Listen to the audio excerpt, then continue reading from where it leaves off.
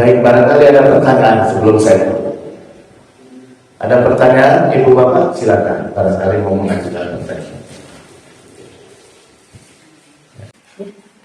Baik, yang pertama,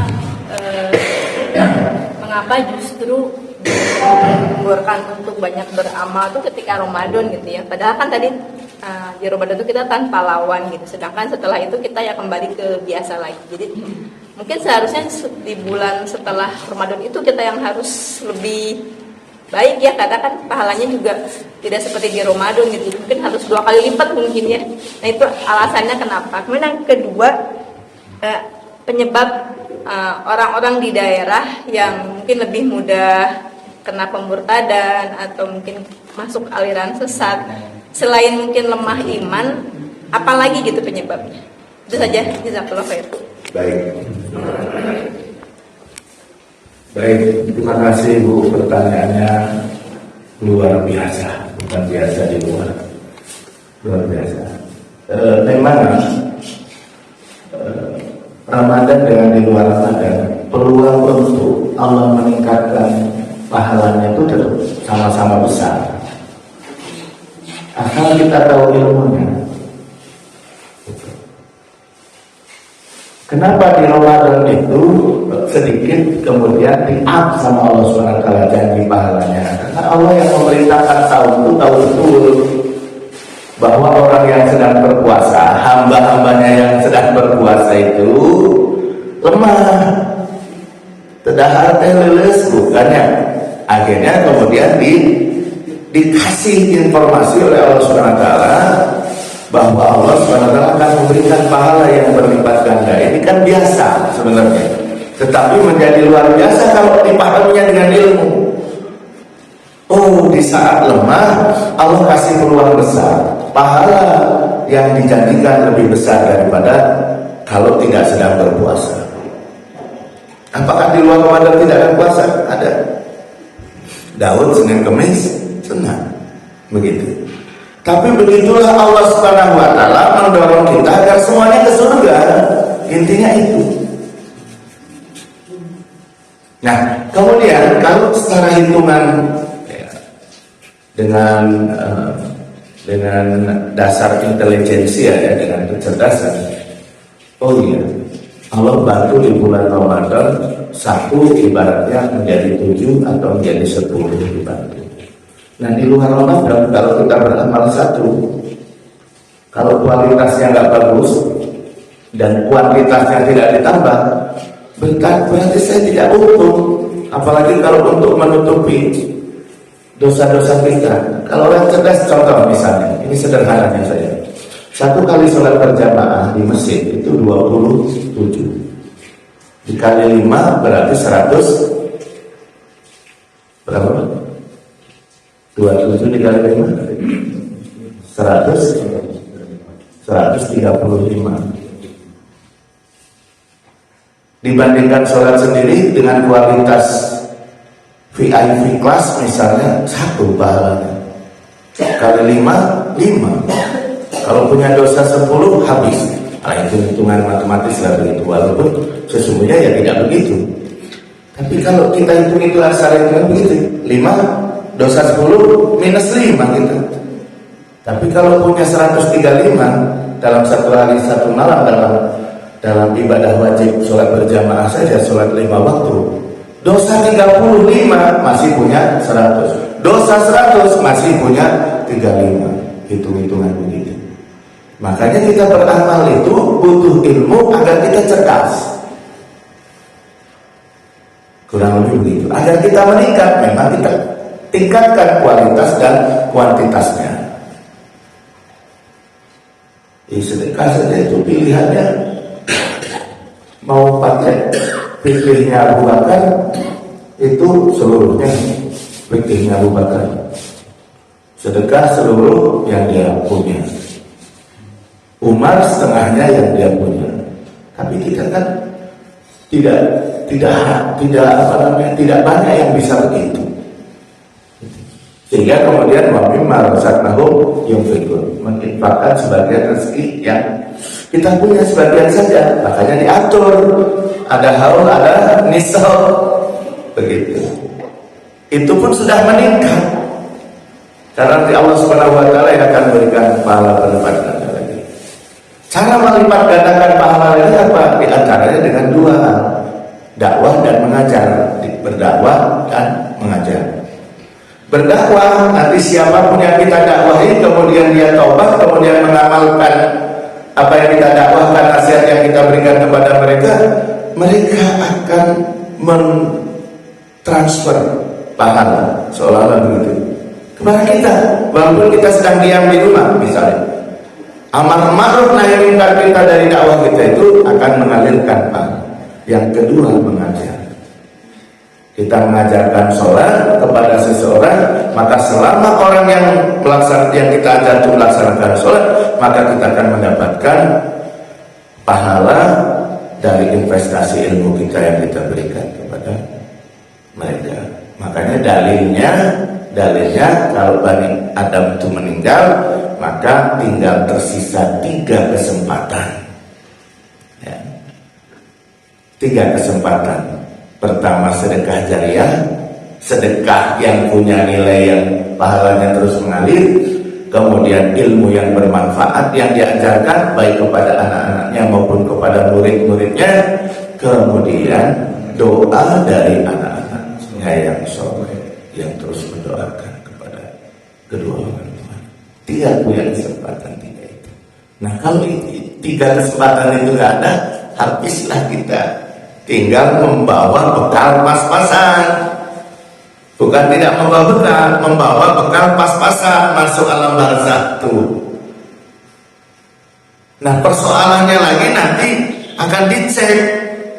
Di sana al-yauma nahtimu ala afwahihim wa tukallimuna aydihim. Di sana yang diberi kesempatan bicara ini tangan kita.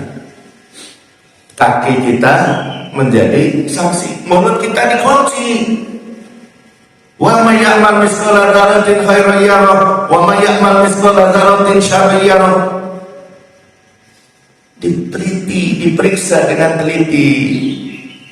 Nah, kalau ada dosa aja yang paling gampang, dosa yang sering kita lakukan itu, yang paling gampang itu memohon batu. Ternyata perumpamaan seperti makan daging saudaranya lagi, atau kemudian transfer pahala kepada orang yang kita zalimi.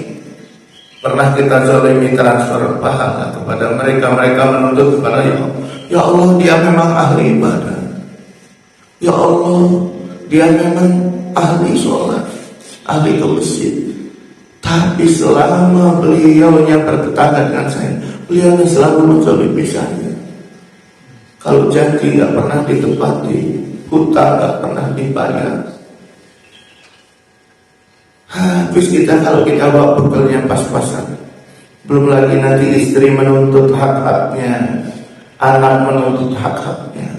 Habis kita, habis pahala kebaikan kita kalau tidak punya investasi pahala lain. Kemudian pertanyaan yang kedua terkait dengan apa sunahnya penyebab lain daripada mudahnya saudara-saudara kita di daerah kemudian pindah ke lain hati atau pindah ke lain akidah. Itu ya, dua keumumannya di kita ini dua, lemah ilmu dan lemah ekonomi. Lemah ilmu gampangnya orang berputus asa kalau dilanda kemiskinan. Apalagi sekarang ini ada pinjol itu sampai ke daerah Pak. Banyak yang terjebak pinjol Pak, terjebak rentenir Pak. Mereka gak berdaya Pak. Kalau sudah terjebak hutang riba, rentenir, pinjol, kalau kemudian yang datangnya punya misi, dah Bapak mau usah bayar hutang terus. Besok hari Minggu ikut ibadah di tempat kita ya. Itu pilihan. Kalau enggak, saya mau bayar hutang. Hutang saya nggak mampu bayar. Ada pilihan lagi. Gimana kalau anak kamu saja, biar kita yang asuh. Anaknya 6 dihitung-hitung, masih 6, 2 diserahkan. itu untuk melunasi hutang. Toh anak saya diasuh, bukan diasuh, dimurtadkan.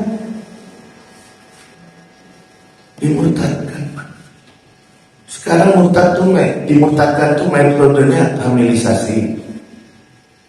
Didekati anak-anak orang Islam, dipacari, kemudian dihamili. Di saat sudah hamil itu, orang tua dan yang hamilnya paniknya luar biasa. Sehingga kalau nggak ingatnya toko bangunan, kenapa toko bangunan? Ya pengennya beli tali sama baik dong. Kalau nggak itu ditawarin murtad, mau Pak? Mau. Akhirnya murtad pacarisasi. Kemudian dia masuk dengan ekonomi, beasiswa dan lain sebagainya. Sementara umat Islam punya banyak lembaga-lembaga sosial, lembaga-lembaga ini tidak dimanage dengan baik, sehingga kemarin ada yang dikerjai salah satu lembaga zakat besar yang sudah besar, yang asetnya sudah puluhan ratusan miliar, akhirnya dikerjai. Kenapa tidak dimanage dengan baik? Padahal setiap masjid ini Pak, kalau setiap masjid ini kaderisasi, nggak mungkin Indonesia ini nggak punya pemimpin yang ahli masjid. Kan masjid ini ratusan ribu Pak. Setiap tahun itu ribuan anak-anak santri keluar lulus dari pesantren-pesantren di seluruh Indonesia. Hasilnya mana? Degradasi moral masih ini, kemudian judi online masih laku. Kemana? Yang setiap tahun ratusan santri, ribuan santri lulus dari pesantren-pesantren, setelah lulus kemana mereka? Tidak berdakwah dan tidak mengajar. Atau kemudian sekarang itu yang disayangkan juga, banyak yang menganggap ada pesantren mahal, cari ilmu mahal, sekolah mahal. Akhirnya lamun diundang teh kudu mahal. Coba komersil di dunia pendidikan, komersil di bidang dakwah, ma'ruf nahi munkar. Nah kalau semuanya sudah fulus oriented Pak, jannah orientednya ditinggal. Yang undang siapa nih? Pak Ahmad Janani. DKI mana itu? Hidayatul Umar. Mau datangi oriented. Bilang aja ada acara hari. Nggak kenal, amplopnya tipis bisa. Sudah fulus oriented. Sudah bahaya Pak. Oh ini mahal, sekolah mahal, SPP-nya mahal, pesantren mahal. Itu dihitung. Sehingga ngurus jenazah saja yang seharusnya fardu kifayah bagi yang hidup minta dibayar dari keluarga yang berduka. Ini bukan ajaran Islam Pak. Yang biasa main upah-upah urusan fardu kifayah mah agama lain. Oh, lain upah tanpa Pak Ustaz kader aman nggak ada. Badai dibayarkan orang lain. Kayak gimana kader nangis naik? Kayak nangis segala minta naik, gali kubur naik. Padahal kata fardu Pak, fardu terhiru, fardu kifayah. Fardu teh artinya kewajiban, bukan sedang bekerja, tapi melaksanakan kewajiban. Insyaallah bersambung saja Pak ya, karena waktunya sudah siang. Mohon maaf kalau kepanjangan. Mohon maaf kalau terlalu panjang. Semoga apa yang sedikit disampaikan ini ada guna dan manfaatnya. Kalau ada hilaf dan salahnya mohon dimaafkan. Nah, terakhir saya ingin menyampaikan ini barangkali saja.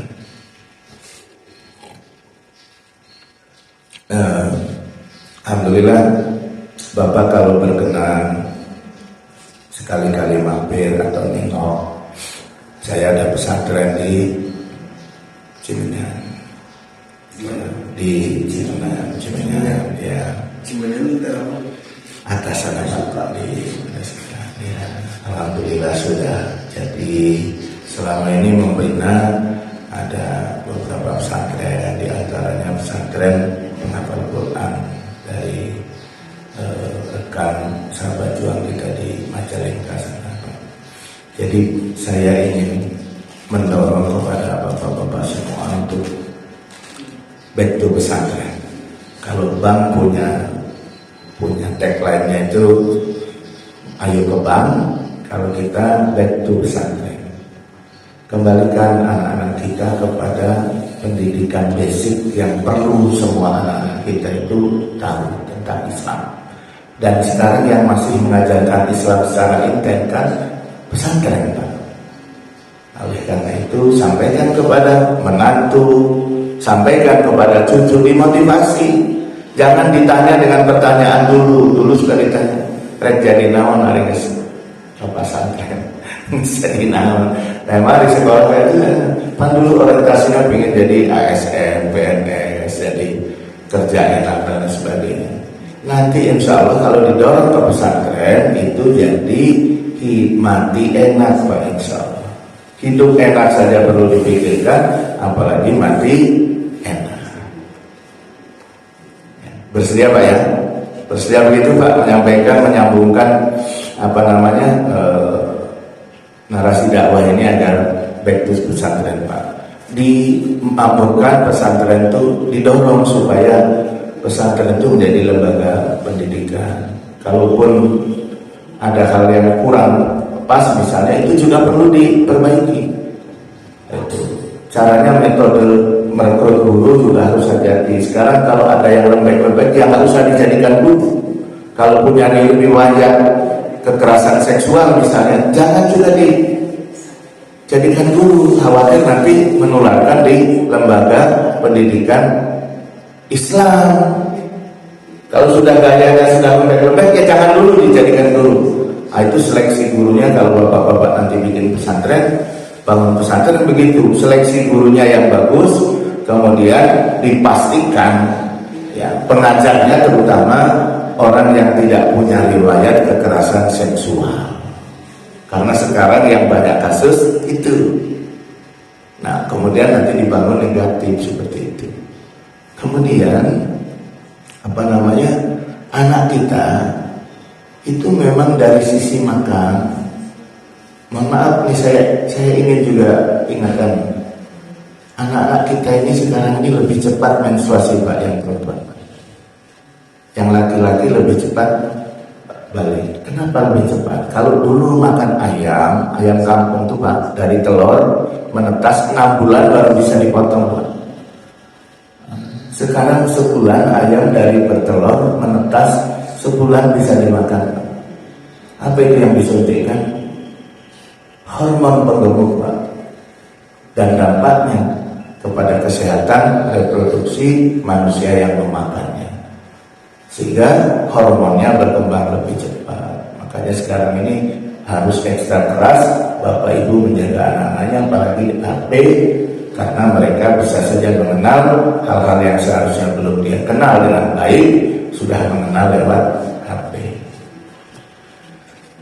Baik, Pak, nanti panjang terus saya ceritanya, nggak habis-habis.